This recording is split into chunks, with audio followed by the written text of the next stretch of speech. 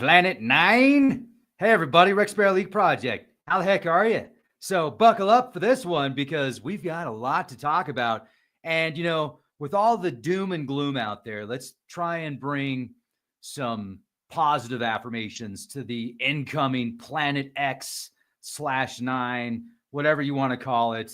The planet that's been so elusive for the past at least 40 years.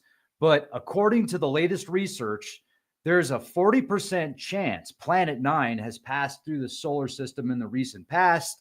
And the new data that we're looking at with IRAS and AKARI, it's this infrared technology, they found potentially two candidates that would match up for Planet X/Planet 9. So let's talk about it.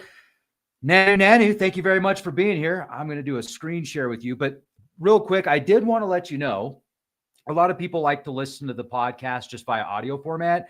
And if you don't have a YouTube connection, or you're driving to work, or you're going to sleep, or you're at work, or you're waking up, or you want to listen to an audio podcast, check us out on Podbean. So just type in Podbean Leak Project. You can download the podcast totally free. You can listen to them via audio. And if you do me a huge favor, leave me a 5-star review. Download some of the podcasts for free under Apple Podcasts. Download them for free. Leave a 5-star review. That would be much appreciated. And also, I could definitely use your support over on Patreon, and you'll get access to a ton of exclusive content. Just did an awesome interview with a Marine veteran. He's actually an old friend of mine, Chris Sadler, and we were talking about everything from the possibility of ancient weapons of mass destruction in Iraq to some very interesting artifacts and possibly giants discovered in and around Iraq. So today, though, we're going to focus on Planet X. We're going to focus on Planet 9,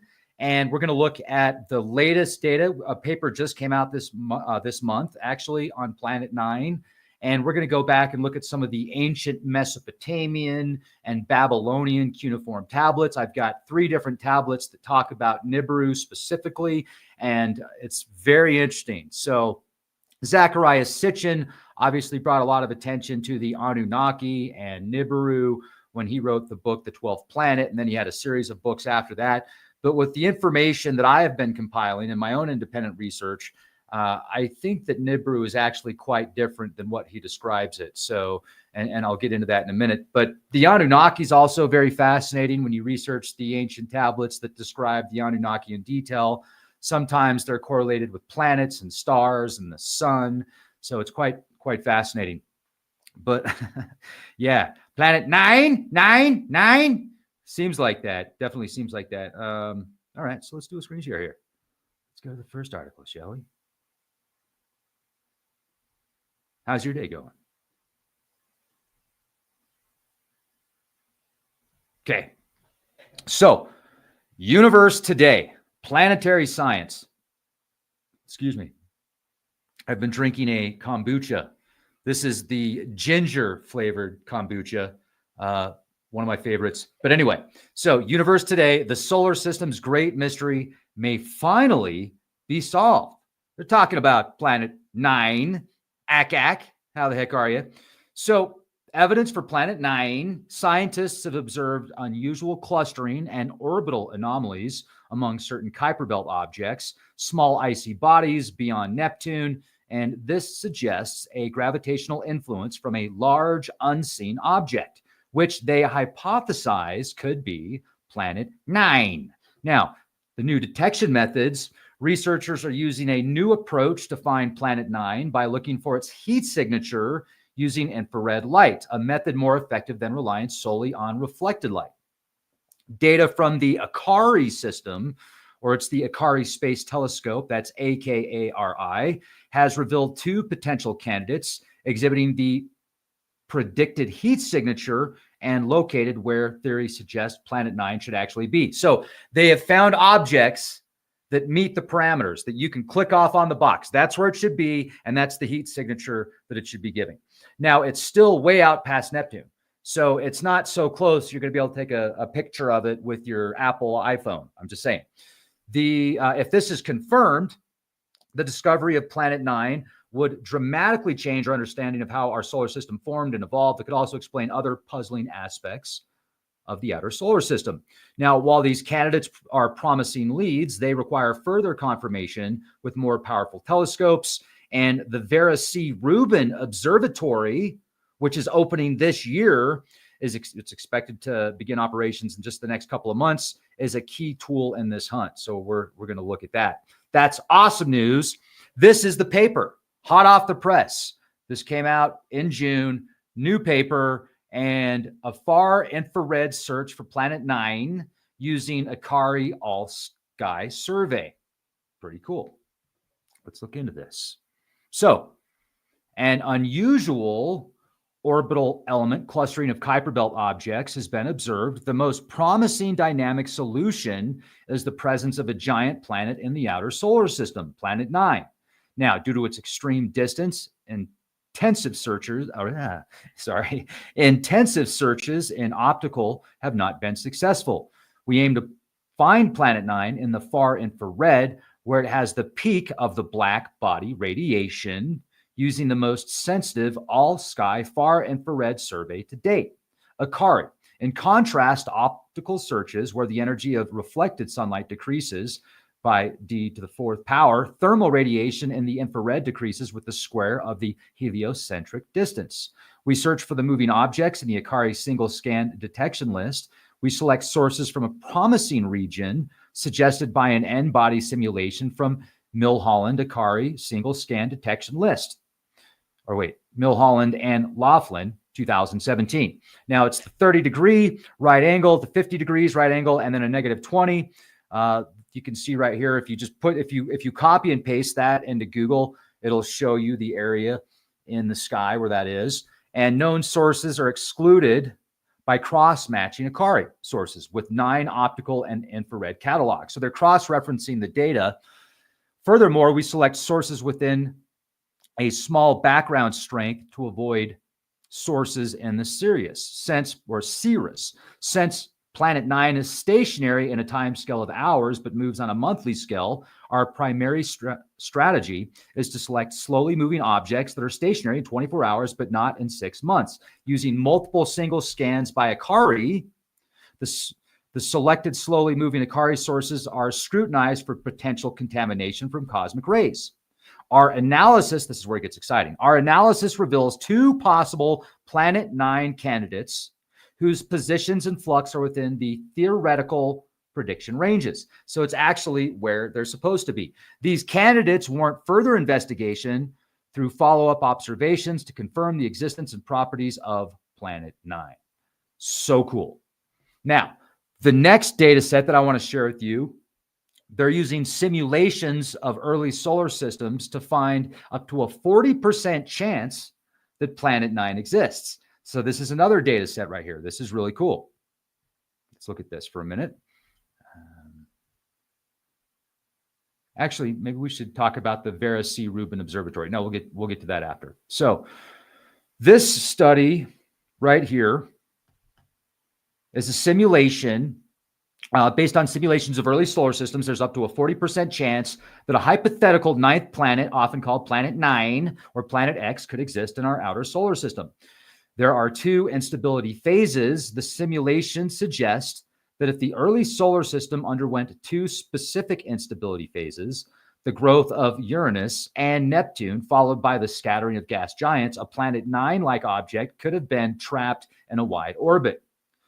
Pinballs in a cosmic arcade. The researchers likened these chaotic early interactions to pinballs in a cosmic arcade, where gravitational interactions fling planets far from their star. There's also wide orbit trapping. If the coordinates are right, these flung planets don't get ejected completely, but can be trapped in extremely wide orbits. This research published in Nature Astronomy provides further support for the possibility of Planet 9's existence by examining how planets within our solar system formed billions of years ago. Now, while not a certainty, these simulations significantly increase the estimates probabilities of Planet 9's existence at about 40%. Matter of fact, let's take a look at that right now. So this is from Nature.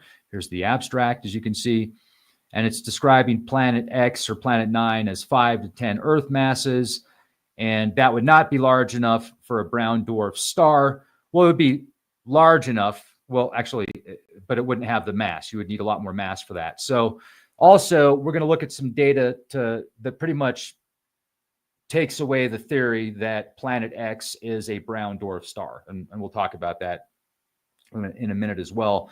But when you look at this and you read it, especially down here at the bottom, we estimate a 5 to 10% likelihood of creating a very wide orbit planet if either happened while the sun was still in its birth cluster, increasing to 40% if both work. In our simulated exoplanetary systems, the trapping efficiency is 1 to 5%. Our results imply that planets on wide eccentric orbits occur at least 10 to the third per star. So they're saying there's a 40% chance. There's basically a 40% chance with these simulations that Planet 9 exists. Now, the Vera C. Rubin Observatory, also known as the LSST, or the Large Synoptic Survey Telescope, is a new observatory in Chile designed to capture detailed images of the night sky. It will conduct a 10-year survey, creating a time-lapse record of the universe and enabling astronomers to study a wide range of phenomena, from dark matter and dark energy to the formation of galaxies and the behavior of asteroids, and potentially find Planet 9. We're also going to look at the original articles that came out in the early 80s. I've got the articles pulled up from 1983, where the front page says, astronomers found Planet X. We're going to look at that in a minute as well. But let me talk to you about, let's talk a little bit about the simulation here. So there we go. Astronomers analyzing data from decades-old infrared sky surveys have potentially found evidence of a mysterious object in the outer solar system, which could be the elusive Planet 9. Reanalysis of historical data, a team of astronomers led by Terry Long Fawn re-examined data from the infrared astronomical satellite from 1983 and the AKARI telescope from 2006. They detected a faint object that seemed to have moved across the sky between the two surveys, suggesting it could be orbiting the sun. Now, the object's location and apparent motion are consistent with the characteristics predicted for Planet 9, a hypothetical planet thought to be responsible for the unusual clustering of orbits of trans-Neptunian objects in the Kuiper Belt beyond Neptune. The detection is considered particularly promising because it appears in both telescope data sets, which is unique among previous Planet 9 candidates. There you go. That's pretty cool.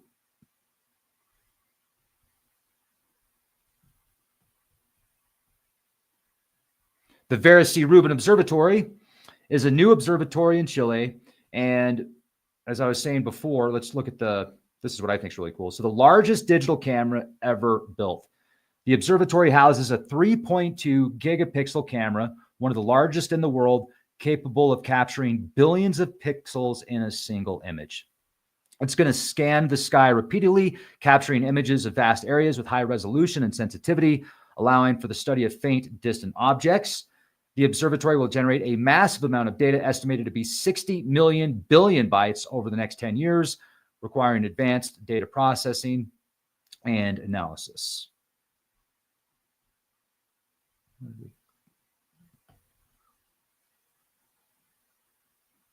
Here, I'll show you this.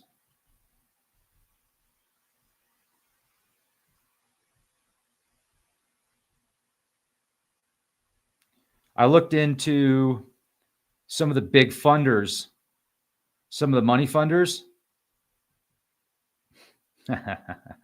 Look at this. Early development was funded by a number of small grants, with major contributions in January of 2008 by software billionaires Charles and Lisa Simonyi and Bill Gates of 20 million and 10 million, respectively. $7.5 million was included in the U.S. President's FY 2013 NSF budget request. The Department of Energy is funding construction of the digital camera components. Oh, yeah. The money funders, they love you so much. I thought that was just interesting to see some of the big names on there, but doesn't really surprise me, actually. Doesn't surprise me. So this is a paper that just came out. We were looking at the abstract at Nature Astronomy. You can also get the PDF from ArXiv. You just type in this right here. I've got the link in the video description box, but this is the PDF describing how they think there's up to a 40% chance Planet 9 is absolutely legit based on older data. So we're looking at new data sets from the 80s, from 2006. They found 2 different candidates from different telescopes and different infrared, which is awesome. And now we're looking at simulations that are also potentially showing a Planet 9. This is just another article from Science Alert describing the same thing. This is a really good paper I would recommend reading. It's a search for Planet 9 with IRAS and AKARI data. But here's what I found very interesting. So back in 83, this IRAS satellite, infrared, launched 42 years ago into space, picks up other anomalies and other what they refer to as possibly an asteroid or dead comet, and they call it a minor planet. So there's not much about this. Like we hear about the Planet X that they found, right? Or allegedly found, and then it was later debunked, allegedly. But they don't tell you much about this one. This is very, very interesting. The object temporarily designated minor planet 1983 TB adds to, and look at the date of this, November 9th, 1983. So same time frame as Planet X hitting the news. Halo. This is a 1.2 mile in diameter object, about 19 million miles from Earth, when it was first observed in 1983. While examining the IRAS data of October 11th, Simon Green, postgraduate student in astronomy at Leicester University, England, noted a rapidly moving object that the satellite observed in 7 consecutive orbits spaced 100 minutes apart. The news was flashed immediately to astronomical observatories around the world, and the object was quickly located and photographed by the Palomar Observatory in California and the Lowell Observatory in Flagstaff. Now, very dim, 16th magnitude asteroid with an apparent visual magnitude of 16. The 1983 TB is about 6 million times fainter than the brightest star in the sky. So, while there are many Earth-crossing asteroids, the new one is discovered about every few months. 1983 TB is one of exceptional interest, they said, according to Dr. Conway W. Snyder, IRAS Deputy Project Manager for Science. They then went on to say that it was going to pass within 9 million miles of the sun, closer than any planet or known asteroid, and 10 times closer than Earth. Furthermore, Sydney said its orbit is almost exactly the same as that of the Geminid stream of meteorites or meteoroids, which are visible as showers of meteors or a shower of meteors. So very interesting. Now, I did some more research on the 1983 TB. 1983 TB is actually Phaethon, 3200 Phaethon. It's an Apollo asteroid. Now, what's interesting is when you look at the mythology of Phaethon, in Greek mythology, Phaethon is a figure most known for his tragic attempt to drive his father Helios' sun chariot across the sky. He is the son of Helios, the sun god, and the nymph Clymene. Driven by pride and a desire to prove his parentage, Phaethon convinces Helios to let him take the reins of the sun chariot. Despite his father's warnings about the difficulty and danger of the task, Phaethon's inexperience leads to chaos as the horses of the sun chariot run wild, scorching the earth and threatening to set the world ablaze. Zeus, to prevent the destruction of the world, strikes Phaethon with a thunderbolt, killing him and sending him plunging into the Eridanos River. So, he's the son of Helios, driving a sun chariot to get shot down by Zeus's lightning bolt or thunderbolt of the gods, which Zeus is connected to Jupiter. And now we're in 1983. There's this incredible discovery. And then astronomers say they found Planet X, but then they later say that it was a miscalculation. But this has kind of been kept under the radar. And people have heard of Phaethon, but the time frame of its discovery I find fascinating. And the technology they used to discover it I find remarkable. So this is the original January 30th, 1983 article of oh man, I can't read these comments because I just completely lose track. So anyway, it's great to see y'all in the chat. Look at this. This article is from 1983, New York Times, 1983, January 30th. Clues get warm in the search for Planet X. Clues get warm in the search for Planet X. And Washington Post, December 29th, 1983. Possibly as large as Jupiter.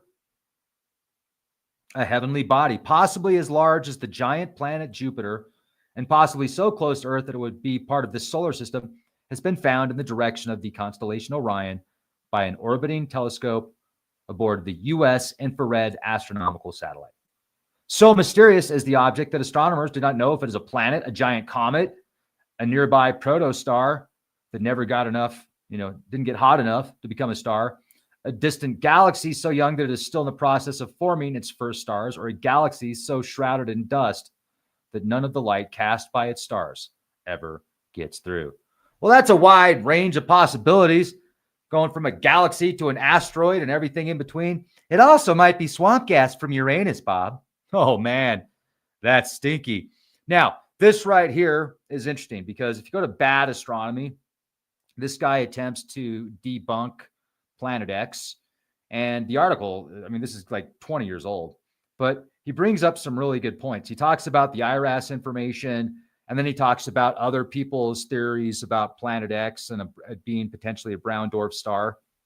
Now, I think that this is a great article debunking Zecharia Sitchin's Nibiru as a brown dwarf star that causes destruction in our solar system every 3,600 years, based upon the math sets and the data that this guy's using. Now, we're also going to look at several different cuneiform tablets, nanu, that specifically describe Nibiru. Ancient tablets that absolutely, no doubt, they say Nibiru. But are they describing the same Nibiru that Zecharia Sitchin was? You're going to have to watch the rest of this podcast for that, because we're going to get into it in a few minutes.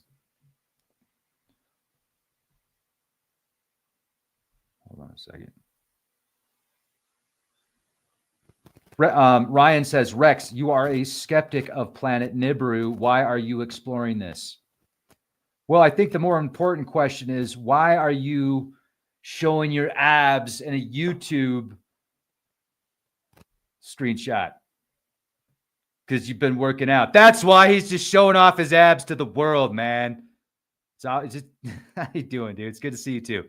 Anyway, to answer your question is, I am very skeptical towards Nibiru, but I'm skeptical towards the Zecharia Sitchin version of Nibiru.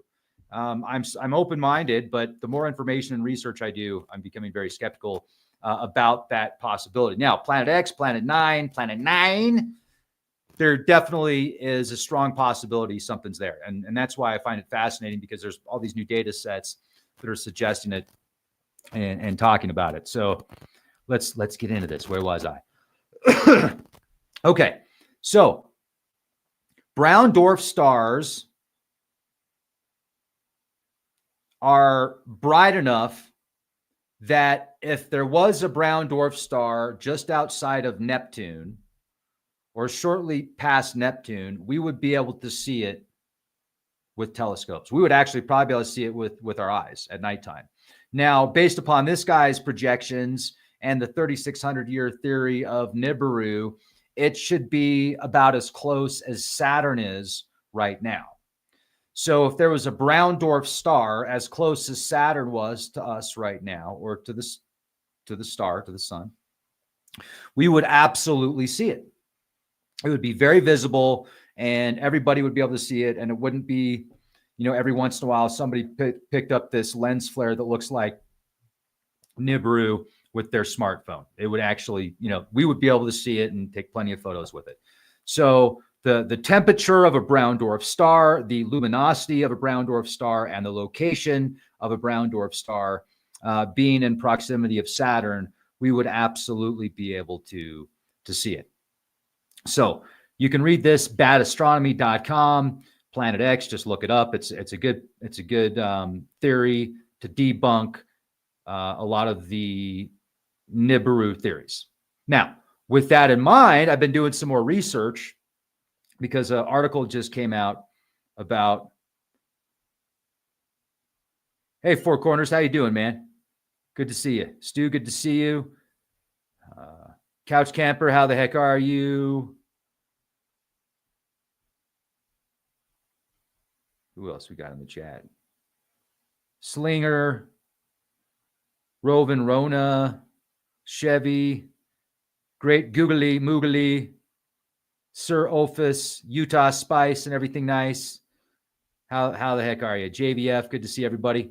So anyway, this is interesting because if we go back, and I'm going to get to the ancient mythology in a minute, and we're going to look at some of the tablets and the translations of Nibiru, what it meant in the past. But if you look at the smallest stars, and this kind of correlates with Wall Thornhill's theory about Uranus and Jupiter and Saturn potentially being stars at one point. There is an article that just came out that said Jupiter was at one point 2.5 times larger.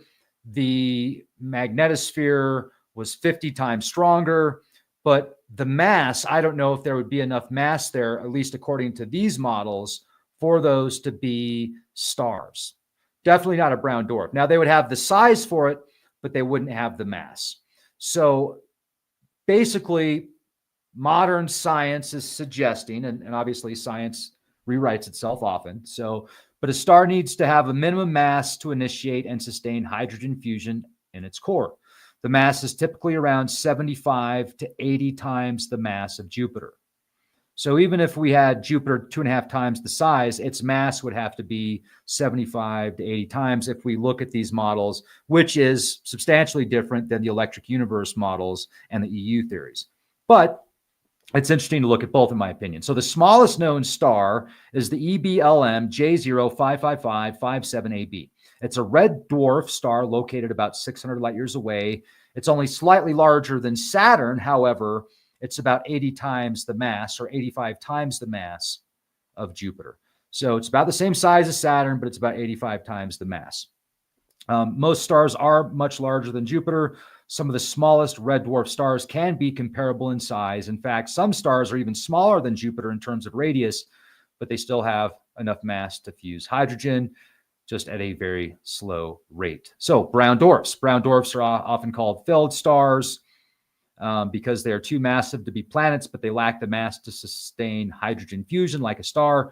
And some brown dwarfs are smaller than Jupiter, but are not considered true stars. So keep that in mind. Also, we're going to get to the Babylonian stuff in a minute, but I found this interesting. So there was another explosion. SpaceX Starship explodes during test at Starbase, Texas. CNN.com. I think that this is like the third time this year that has happened. Let's take a look at this.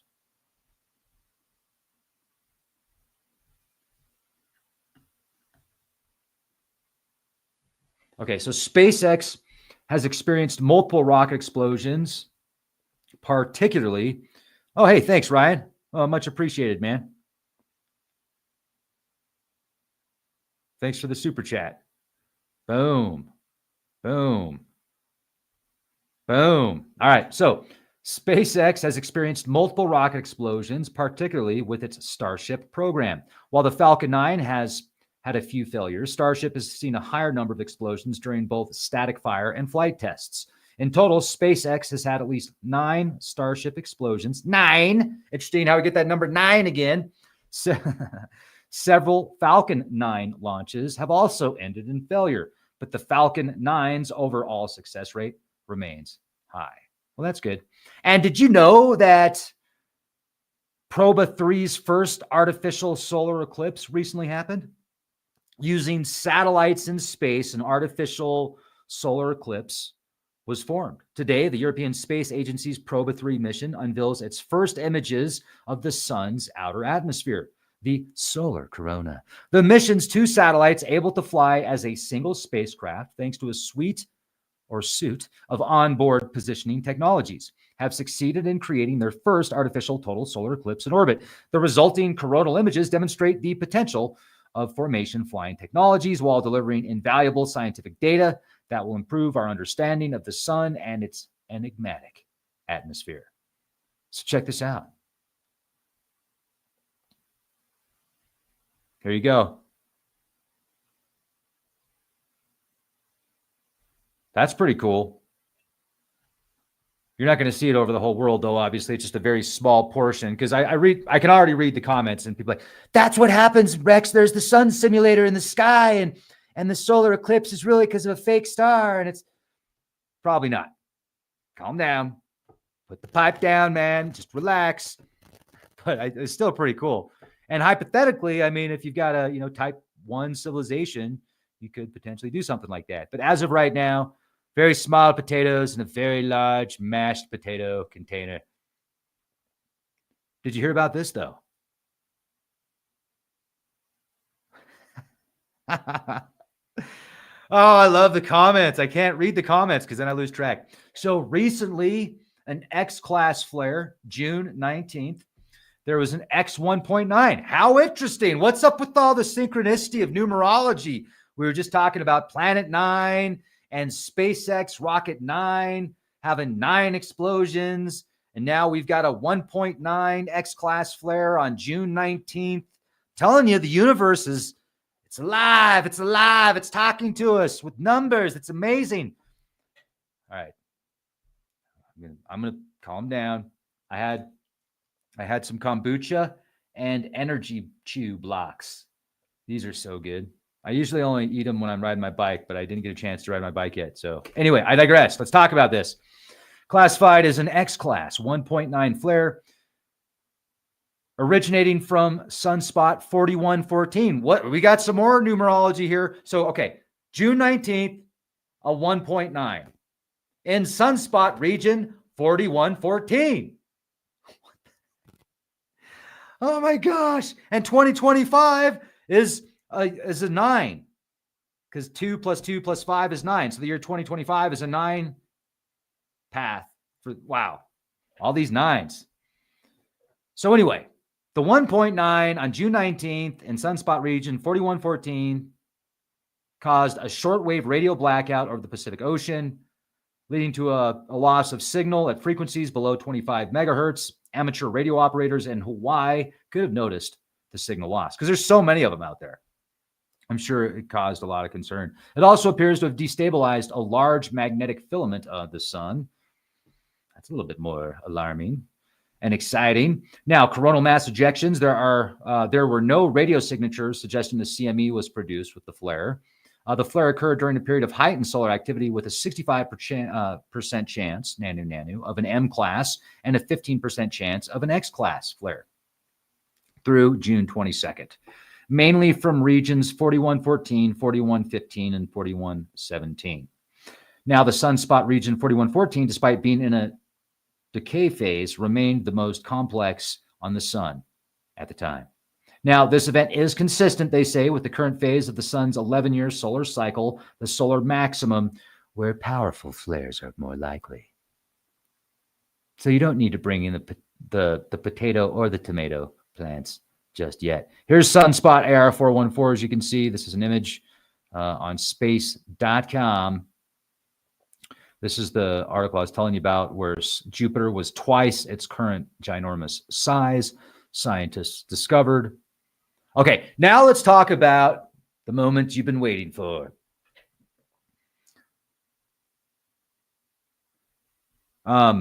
This is interesting. This is interesting because,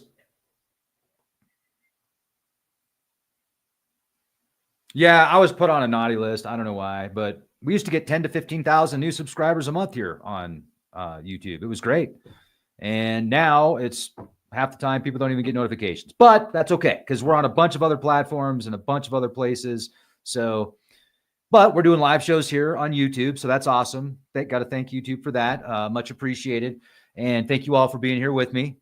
But this is very interesting because there are scriptures that talk about events. Most scriptures probably are talking about astrological events or astrotheology. Many of them are. But these scriptures in particular, I've been looking up scriptures and tablets and mythology of a dark star or a nemesis star. And here's some potential scriptures that might be talking about an incoming star or an incoming rogue planet. Isaiah 13:10 mentions that the stars of heaven and their constellations will not flash forth their light, and the sun will be dark. So that sounds like some major event. Ezekiel 32:7 speaks of God covering the heavens and darkening the stars. Joel 2:10 notes that the stars lose their brightness. And in Matthew 24:29 describes the sun and moon being darkened and stars falling from heaven. Revelation 8:12 mentions a third of the sun, moon, and stars being struck, so their light is darkened. And we have done a ton of decoding with the, thank you very much. Thank you very much. We have done a ton of decoding with the recent eclipse totalitarian paths, and many events in Revelation have taken place in the news, and around the world geopolitically.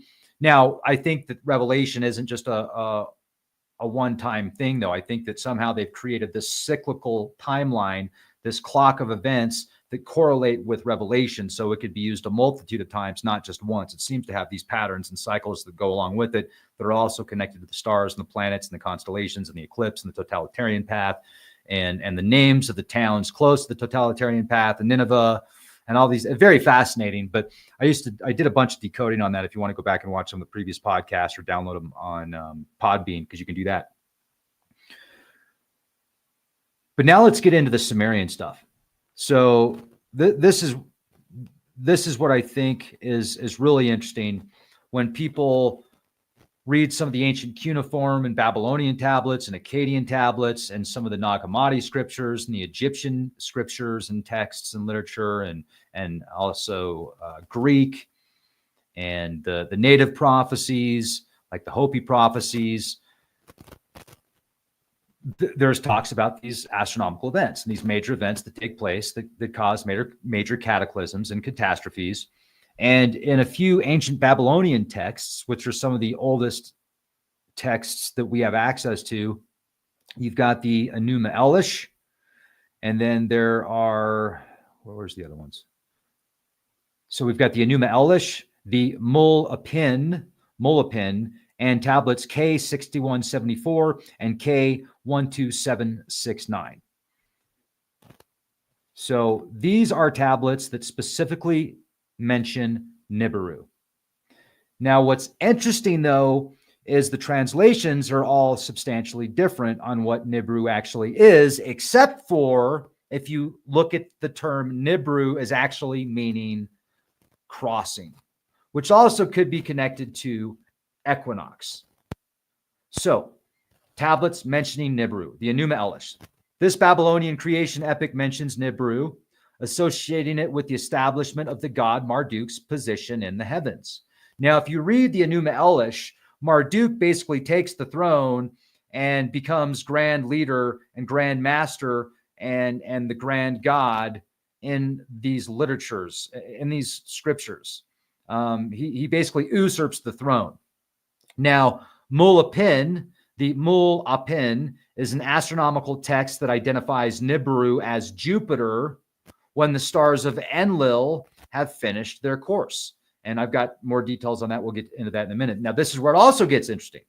Tablets K6174 and K12769, in these tablets, they refer to Mercury as Nibiru in specific contexts. So that's really interesting. My friend Jimmy Jones, he was a helicopter pilot in the military, retired, really nice guy. He had this experience at his cabin when his wife was there, a life-altering experience where he was literally greeted by this phenomenon, this deity, this object that literally altered his brain to where he now has, he sees things differently, where everything connects to him. And there's an actual term for it. There's a term medically that is used for people that have this sensory perception, but it basically activated him to where for many months he had a tough time even sleeping. I mean, he was just writing book after book after book, and he was making all of these available for free on the website. I think it's Aquarius Rising is the name of the website, and all the books are free. I need to get him back on the show, but his experience was so amazing that it reminds me of other people that have had like these instant spiritual experiences which forever changed them. And the reason I'm bringing up Jimmy is because he had mentioned Nibiru and Mercury in some of his presentations that he has given on Leap Project. And at the time, I was wondering where he got that. But now I can see that there's actually tablets referring to Mercury as Nibiru. But the reason most likely isn't because of the planet itself. It's because of the crossing and some type of crossing and equinox. So we're gonna look at the details on that. But the god Marduk, Nibiru, was sometimes referred to as the star of Marduk. The planet Mercury, in some specific instances, uses the term Nibiru, and it's associated with Mercury. The planet Jupiter in ancient texts is often identified as Nibiru, particularly when it held a certain position in the sky or within the context of the mole a pin in astronomical texts. Also, Dr. Michael Heiser, I interviewed him, 8 years ago at least, when Zecharia Sitchin's work was really popular, and Dr. Michael Heiser was getting a lot of negative feedback by people that believed in Zecharia Sitchin's work, and they thought that, Heiser was some type of plant or agent or secret agent man to try and debunk Sitchin. And when I interviewed him at the time, I was so new to the Anunnaki and Nibiru that I didn't have the depth of knowledge that I do now. But he had described to me in the interview that we did at least 8 years ago, he described that the Anunnaki and many of those tablets were actually referencing the stars and the planets and astrological events. And there is absolutely no doubt in my mind that many of these tablets and scriptures are describing events in the heavens. They're linking these gods and deities and the Anunnaki oftentimes to certain planets and or the sun or the stars or constellations. Sometimes also mountains, also elements like earth, air, fire, wind. Sometimes Enlil, like when you look at the triad in ancient Sumerian, Enki, Enlil, Anu the father, Enki and Enlil, the two brothers. Well, there's 3 different locations in space that they would basically compartmentalize, that they would say, okay, this is the house of Enlil in this part of the sky. This is the house of Anu. This is the house of Ea. And I'll get that. I'll describe that in detail in a minute because I've actually got these tablets pulled up. But they mentioned 360 a lot. 360 days in the year. I think that there's 360 days in a year if you use the moon as a calendar. The lunar calendar, I think, is 360 days. Let's double check on that. Lunar calendar, 360 days.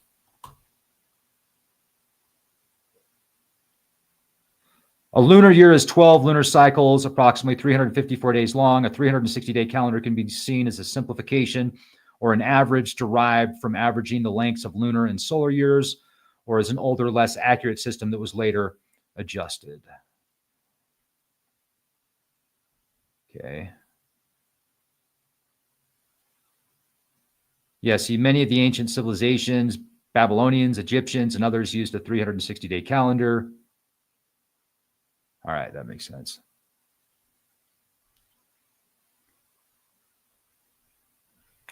So this is the Mul Apin, the Mul Apin tablet. It's a Babylonian star catalog. In Babylonian astronomy,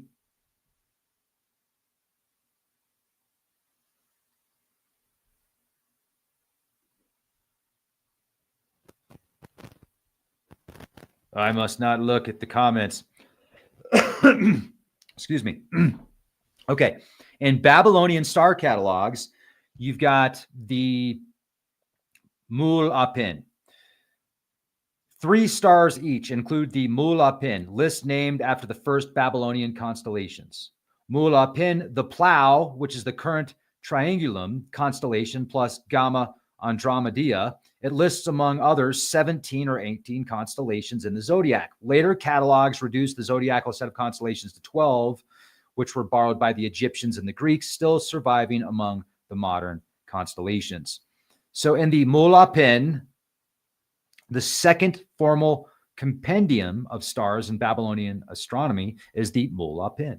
It is a pair of tablets named for their incipit corresponding to the first constellations of the year. The Mulapin, the Plough, identified, as I was just saying a moment ago, with the Triangulum plus Gamma Andromeda. It is a direct descendant of the 3 stars each list. It was reworked about 1000 BC on the basis of more accurate observations. The Babylonian star catalogs entered Greek astronomy in the 4th century BC.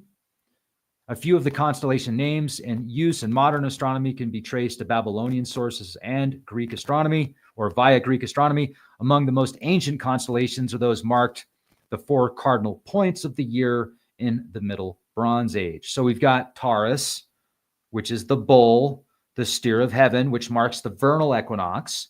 Then we've got Leo, the lion, marking the summer solstice.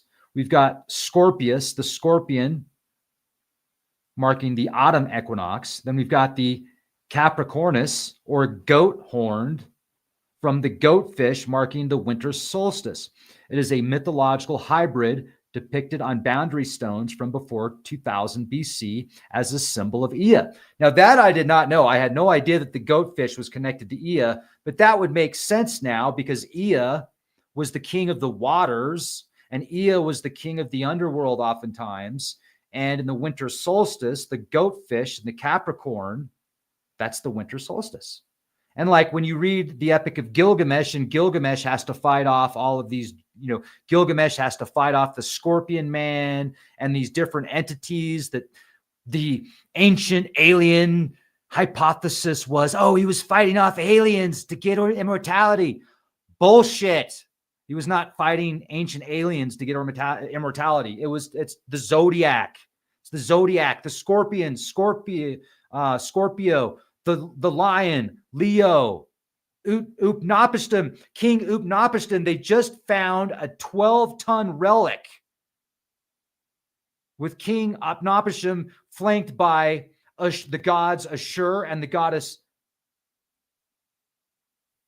Ishtar. Ishtar and Ashur were flanking King Utnapishtim. Now, in the Epic of Gilgamesh, King Utnapishtim is also mentioned. And then there's theories that because of a 2003 article that came out before we went heavy into Iraq, there was an article, well, actually it was even before that, there was an article that came out, made the mainstream news about how archaeologists found the tomb of Gilgamesh. And then that disappears, and then it's all, there's weapons of mass destruction in Iraq. We need to go into Iraq, was the main story in the news. Well, what if there's ancient weapons of mass destruction out there? What if there are high tech? I have no doubt in my mind that there are lost technologies and ancient history that has been intentionally hidden. Because if we knew that our ancestors had stargates and were able to travel the stars through stargates and not rocket ships, if we knew how they were able to precisely cut into rock, like some of these caves in India and some of these incredible, looks like laser precision carved into very dense and strong rock, like it doesn't make sense if we believe what modern archaeologists typically tell us about this history and about how slaves were making this stuff. I mean, some of this technology is so advanced to create that we would have a difficult time doing it today. And I'm thinking particularly about some of those caves in India that have almost perfect precision, or the granite sarcophaguses, the granite boxes, the black granite boxes that have 10-ton lids underground in Egypt. How did they get them there? What was their purpose? If we had technology to build those, we definitely had technology to travel the stars. But now it's like there's different types of science that mainstream academia pushes to the public, and anything that gets outside of that that might break away the foundation of many of these stones that have been put in place to have a, like, I just think of black budget projects and certain military projects that, if somebody's out there talking about specific forms of transportation, how oftentimes they end up disappearing or something happens.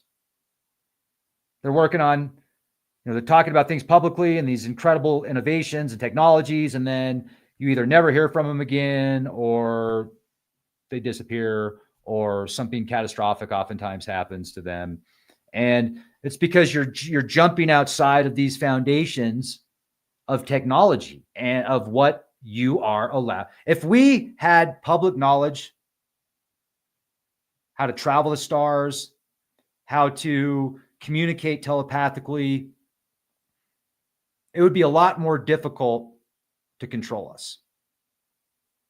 Way more difficult. And if we could travel the stars and the different planets, the universe is so vast. It is so complex. It amazes me how many people believe that we are like the center of the universe. And I every single day almost, I read a comment where somebody makes some ridiculous claim about how space is fake. Space is fake. It's not real. I'm like, well, what about the space in between your ears, buddy? There's definitely some space there. I love you, but you know what I mean? So there's so much we can observe. Maybe we may not understand space, but it's definitely real. Maybe our understanding of it's far off, but it's far out and it's amazing and just so vast and so complex. And the constellations connected to the mythologies and then the stories of these cataclysms and these resets.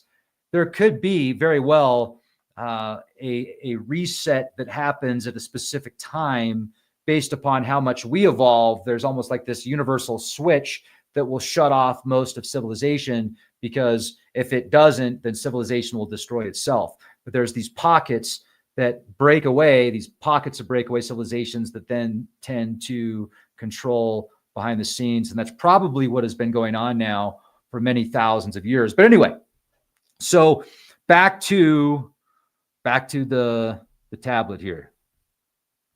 Let's get back to it. There are other constellation names that can be traced to the Bronze Age. Now, the Mul Apen is a catalog of 71 stars and constellations of the three ways of the three stars each tradition.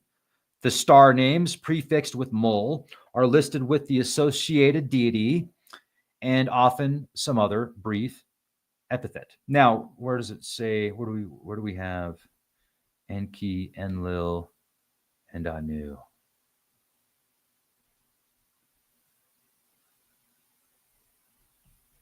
Oh yeah, I want to show you this. It's pretty cool. So check this out. The Enuma, Anu, Enlil is a series of about 70 different tablets dealing with Babylonian astrology. These accounts were found in the early 19th century by excavation in Nineveh, which is where they just discovered a 12-ton relief under King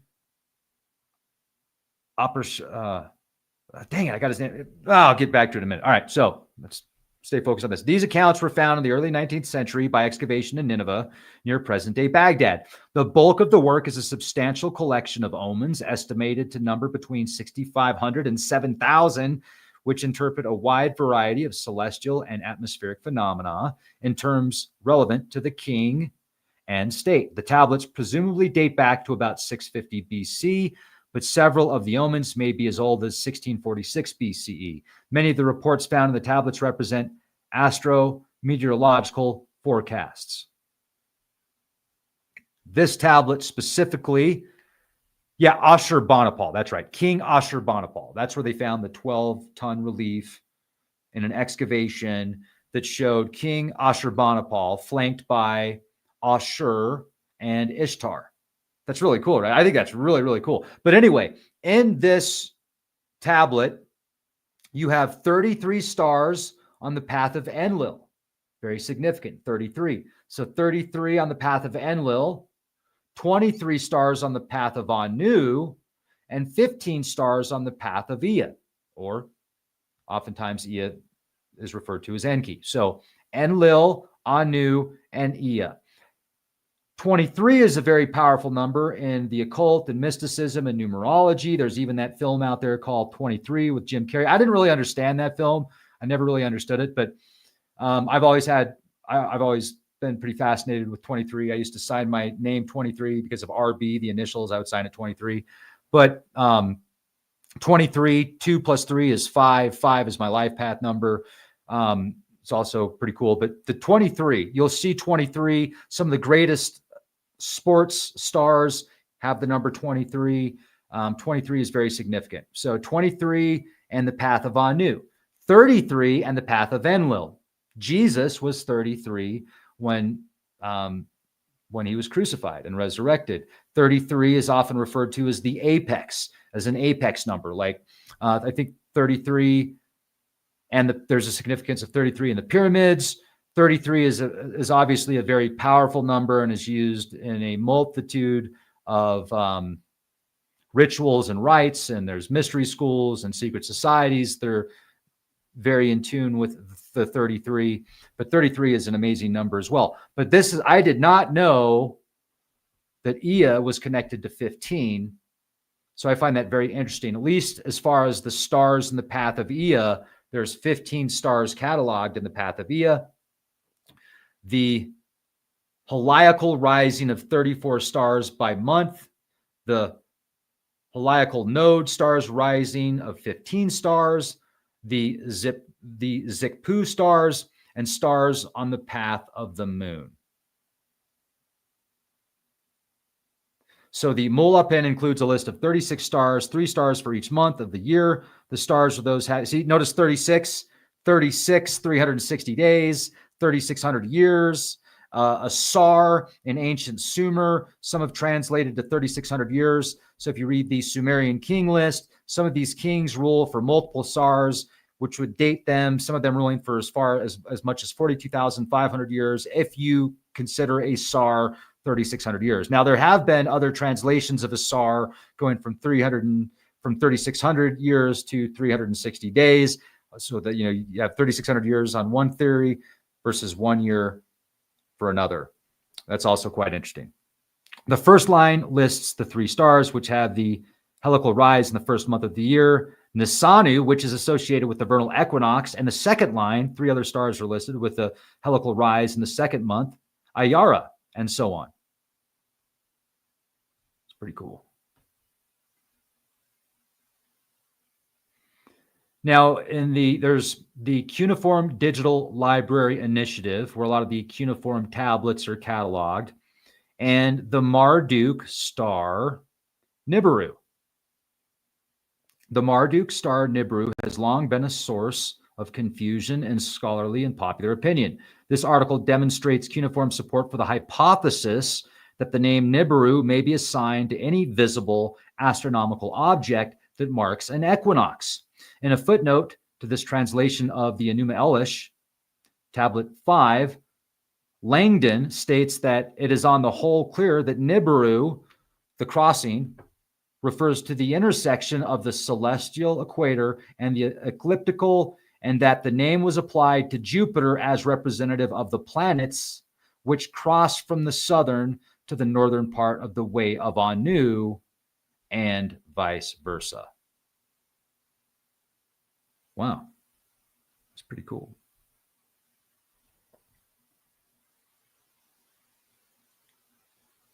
So Nibiru, you can also go back to Akkadian language, which translates to crossing or point of transition, especially of rivers, river crossings, or ferry boats. There's actually many tablets that I have read, or several that I've read, that say Nibru, not Nibiru, but Nibru, and they're referring to these crossings and these boat crossings and passages of ships and lapis lazuli and trading of fine wines and foods. And so there are many descriptions of Nibiru and Nibiru. And so that makes sense. River crossings on ferry boats. Now, while the nature of the crossing in astronomy has long been a source of confusion in scholarly and popular opinion, the 2015 report from the Cuneiform Digital Library Bulletin, Emmanuel Friedman analyzed the extant cuneiform evidence, concluding the hypothesis that the name Nibiru may be assigned to any visible astronomical object that marks an equinox, and it's supported by cuneiform evidence. That makes sense.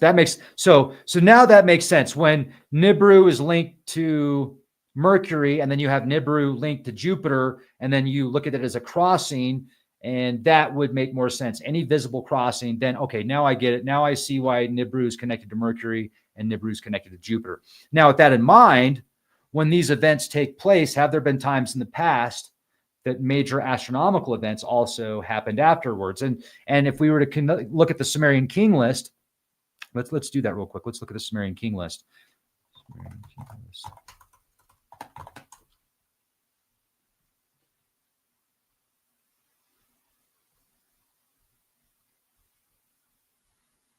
Okay, if we look at the Sumerian king list, now we've got these kings that rule in Sars. And if a Sar is 3,600 years, then the first king in the Sumerian king list ruled for 28,800 years. You look at Enmenluana, and Enmenluana ruled for 43,200 years. Dumazid the shepherd ruled for 36,000 years. That's if a Sar is 3,600 years. What's interesting about this, though, is the 3,600-year timeline. What if there is an event that takes place every 3,600 years that doesn't require an outside or like an elliptical orbit of some massive planet that comes back to Earth? What if it could actually be connected to our star, the sun? What if the sun has some type of event that every 3,600 years? That would make more sense to me. But I'm still not convinced of the 3,600-year cycle cataclysm. What is interesting to me, though, is how important Asar was in the rulership of the ancient kings. Now, these kings that lived so long and ruled for so long, that was before the flood. You can see here the first dynasty of Kish. After the flood had swept over and the kingship had descended from heaven, the kingship was in Kish. But they're still ruling for hundreds of years at this point. And then you get to Uruk, and you're still talking hundreds of years until Ur-Nungal. And Ur-Nungal is the son of Gilgamesh. Gilgamesh is a demigod. Gilgamesh is half god, half human. Gilgamesh, these depictions of Gilgamesh holding a lion, I think that shows his stature, but I don't necessarily think he held a lion like that. I think that could be representation of Leo. Leo's in the constellation of, like, so that would be maybe if Leo's here, what would be, let's see here, zodiac.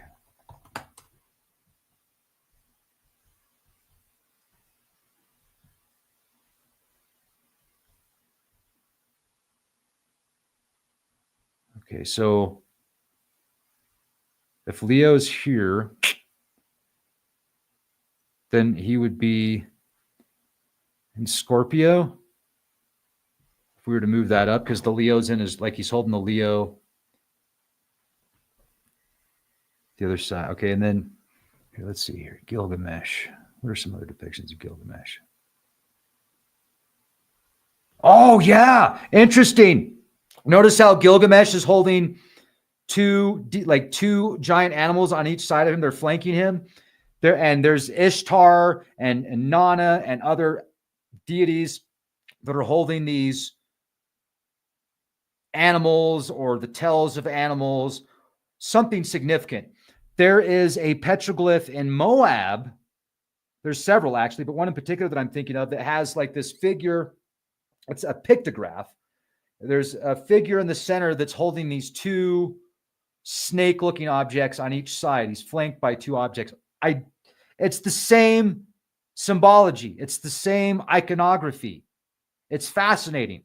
It's fascinating. And then there's the 5,000-year-old petroglyph. Petroglyph. in Siberia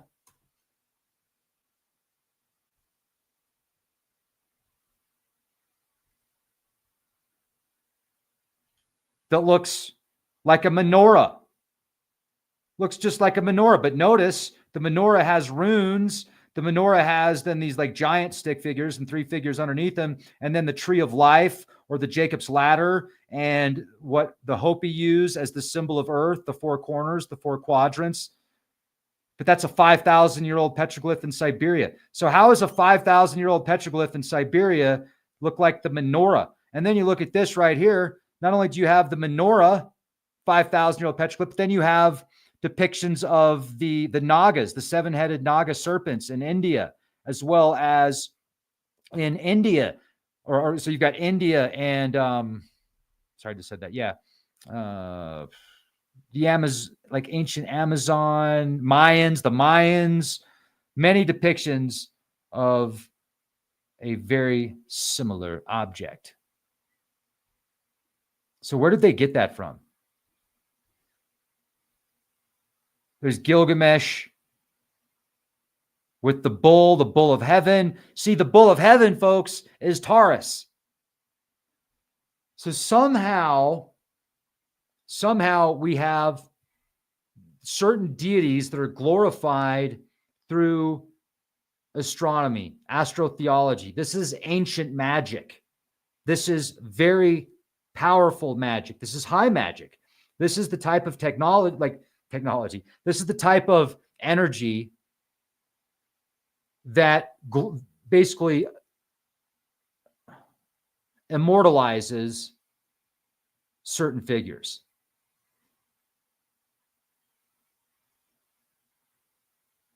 Certain leaders and kings and rulers of, oh, that was a giant butterfly that just flew right past me as I was saying this. They would be deified through these means. The Romans did it, like Julius Caesar. So what we're looking like, here's the thing that I find most fascinating. Instead of like looking at it as instead of looking at it as either or, instead of looking at the Anunnaki as just planets or just gods, or some people, think that they're extraterrestrials. What if it's more than that? What if these incredible beings, anthropomorphic beings, very powerful, maybe more than human, maybe some of them were human, but they did exist. They did walk the earth. They did make great change, and they wanted their names in the history books. So they were glorified. They were, they would have their scribes and scholars that they paid. Hey, write this about me, because that's what I see when I read the Enuma Elish towards the end, the way Marduk usurps everything up and becomes the supreme leader.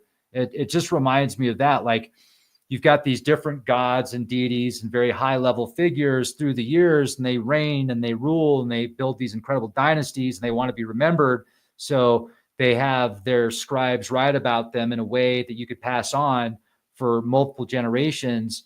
And then you have these religions and scribes and belief systems all connected to them, which in a sense would still give you spiritual power, maybe not physical power, but spiritual power. And there could have even been a time, I've hypothesized this as well, this is pure theory, but when you read Inanna's descent to the netherworld, if Inanna truly did descend to the netherworld, like spiritually, like an out of body experience, but a near death experience where she wanted to go to this other dimension to bring this information back, to bring this knowledge back. It seems like that was a big thing. Like that was a magical rite. And you would do it at a specific time astrologically as well. You would make sure that it linked up with the specific energies and principalities of the stars and the planets and the day and the certain days and the times. Because if you study the occult, if you study Hermetics, you will see that there are these calendars and these timelines and these clocks that you perform specific rituals and rites at particular times and certain days, because each day has a governing planet, and that governing planet has a significance with your spiritual alchemy. So like Wednesday is Mercury, Thursday is Jupiter, Friday is Venus, Saturday is Saturn, Sunday is the sun, Monday is the moon, Tuesday is Mars.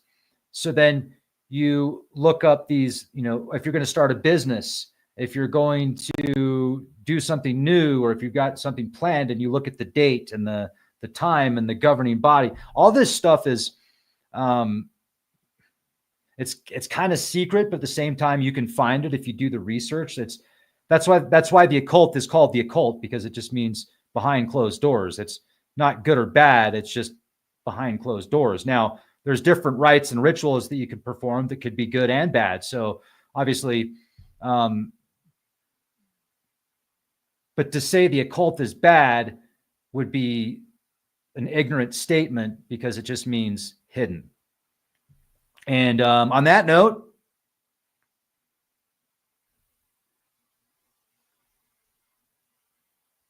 yeah.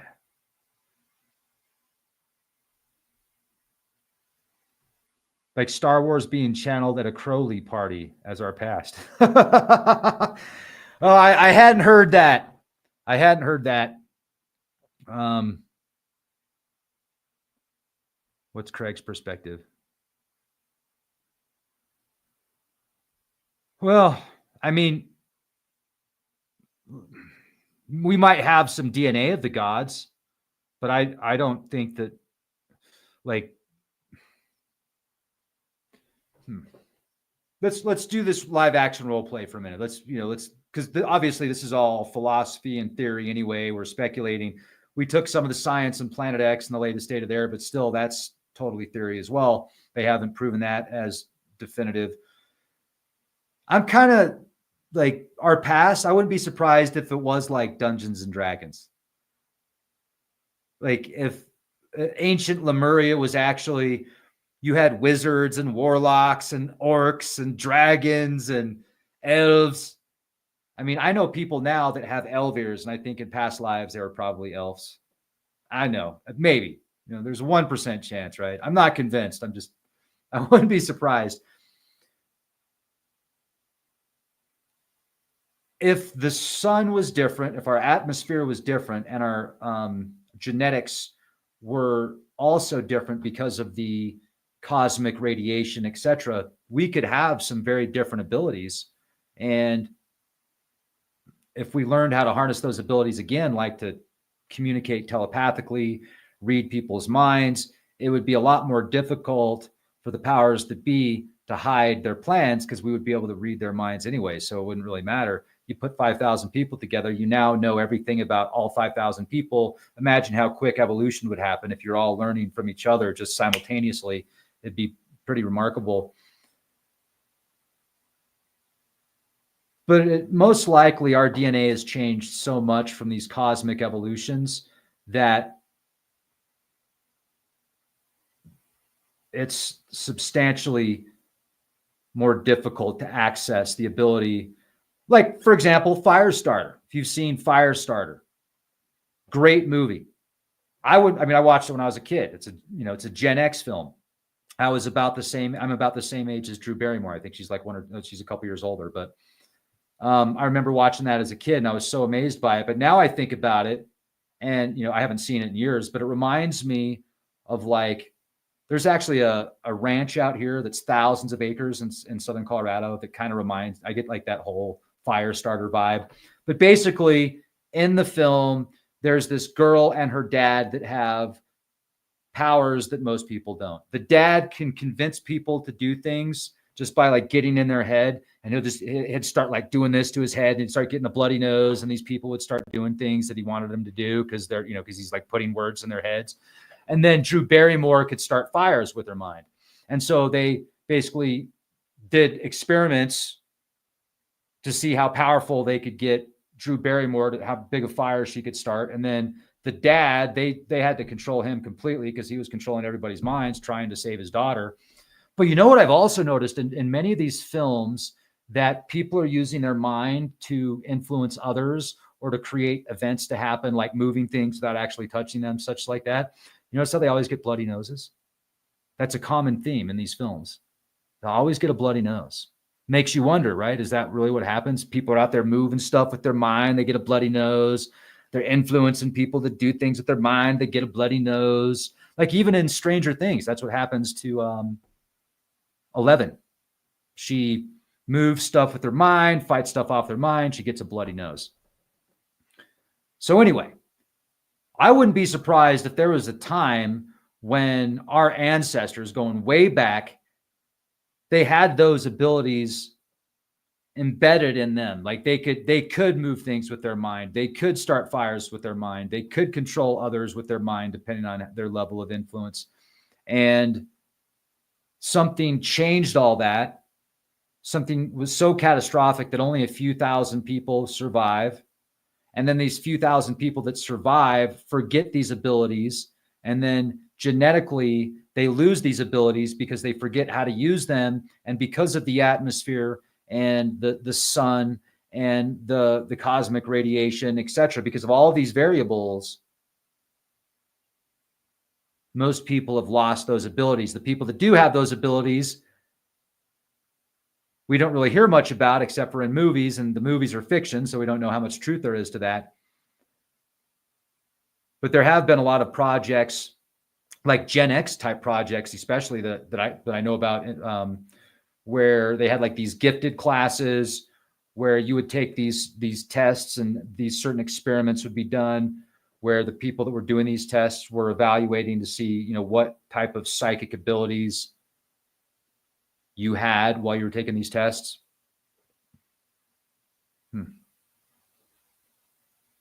Interesting.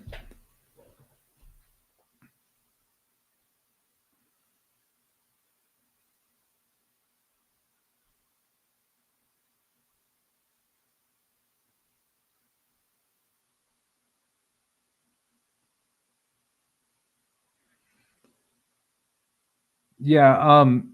Actually, you got that wrong, JVF. If Enlil would be considered most likely Thor, and Enki would be considered Loki, and Anu would be considered Odin. But there's still some big differences. Like Loki's more of a trickster.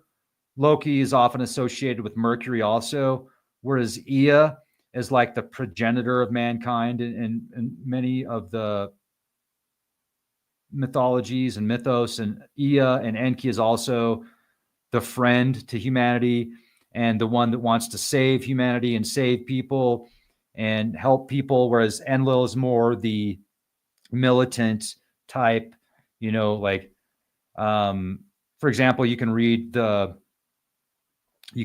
Pantheon, where it describes how Enlil was one of the Anunnaki that was a part of this pantheon of gods that decided to flood the earth. But it was actually Ea that warned Ziusudra about the flood. So Ziusudra built an ark. And then so it was Ea that said, hey, there's going to be a flood, build an ark. And Enlil was like, flood the world. So yeah, there's a lot of different mythologies.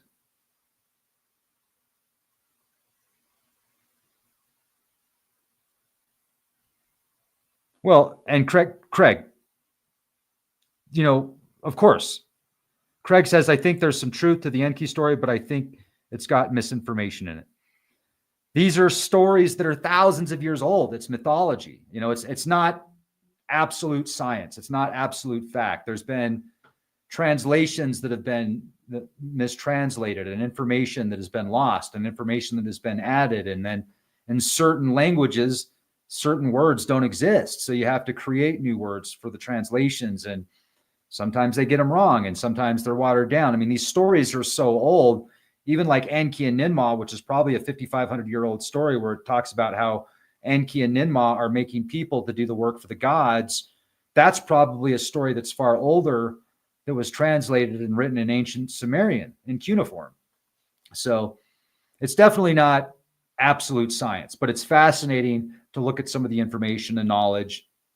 And in the majority of the stories, Enki and Ea and the mythos, Enki is a very good friend to humanity and has helped humanity. And also in Inanna's descent to the netherworld, where Inanna actually goes to hell because I don't remember why she even goes down there, but she goes to hell or the netherworld, and then she gets stuck down there. And so she has somebody that really cares about her go and ask Enlil to help get her out. And Enlil is like, no, I'm not going to do it. She decreed her fate when she went down there. I'm not going to help her out. And then somebody else is asked to get Inanna out of the netherworld, and they say no. I can't remember who that was. But then when they ask Ea or Enki, Enki's like, okay. So Enki, in this story, Enki takes his fingernails, which turn into demons that somehow unlock the gate, manage to go through the 7 different gates of hell or the underworld, get Inanna, resurrect her, bring her back, and then she gets chased by these other demons when she gets out, and the demons demand a replacement for her because she was hung on a hook for 3 days. So these demons demand a replacement for her. So she goes and gets Dumazid, which is basically like her husband, because Dumazid was having way too much fun while she was gone in the netherworld. Like he was out there partying. I didn't get it at first because when you read the story, she gets out of the netherworld, she gets back, and then these demons are like, okay, you need to give us a sacrifice. Who are you going to give us? Give us your hairdresser. She's like, no, I'm not going to give you my hairdresser. My hairdresser's amazing. Well, then give us this person. No, I'm not going to give you that person. Well, then give us Dumazid. And she's like, well, Dumazid's drinking and having fun on the throne while I'm hanging on a hook in the netherworld. Okay. So then she gives up Dumazid. But then after she gives up Dumazid, she regrets it. She's like, oh, wait, maybe I shouldn't have done that. But that's ancient Babylonian, Sumerian mythology, thousands of years old. Pretty interesting. Now, when somebody says Enki is Lucifer, the light bearer, keeper of the world, banished for rebelling against the high council. Lucifer means light bearer. You're right about that. So it's more of a title. But if you look at Lucifer in Revelation, because Lucifer wasn't even in Revelation until King James had it put there. You can read an older version of Revelation where Lucifer isn't even mentioned in Revelation. But King James added Lucifer in Revelation, and Lucifer means light bearer. And Lucifer is referring to Venus, the light bearer. It is not referring to a horned deity with a long tail or the devil or Satan. Those are different as well. Satan means the opposer. So you could be an opposer to, you could be Satan of many things. There's Ahriman, which is considered like this. So this technology movement, this huge shift in technology and everything being linked to the machine. In ancient Persia, they talk about this deity named Ahriman, which you could correlate to the modern version of the devil possibly, but it's more of a technology factor, and it is not Lucifer. Far different. You know, when you hear like Lucifer is the most beautiful angel, think about that. Lucifer, the most beautiful angel. Lucifer is a lady. Lucifer is a woman. Ishtar, Easter, the Eastern Star. So Easter is actually the opposite. It's not about the resurrection of the Christ, because if you read Inanna's descent to the netherworld, it seems like Easter would be more related to Inanna coming out of the netherworld, but then she's giving up Dumazid, and oftentimes Dumazid has been linked to the great shepherd or Jesus in symbolically the great carpenter, the great fisherman. Dumazid is the great carpenter. He's the great fisherman. And there's actually two. There's Dumazid and Dumazi, which are kings of the Sumerian king list also. But I did a decode on the Sumerian king list, and I think it was I don't know if it was Inanna's descent to the netherworld. It was a different ancient Sumerian tablet of Inanna, and I was able to go back about 28,500 years with this tablet describing Inanna and these different locations that she ruled, linking that to the Sumerian king list. Yeah, I need to re-upload that because that's not on YouTube anymore. You might be able to find it on our Rumble page. But that was a pretty cool theory. Pretty cool theory. So anyway, thank you so much for watching. Have a beautiful day. Hit the bell. Be well and be the change you want to see. Thank you, everybody. Nanny.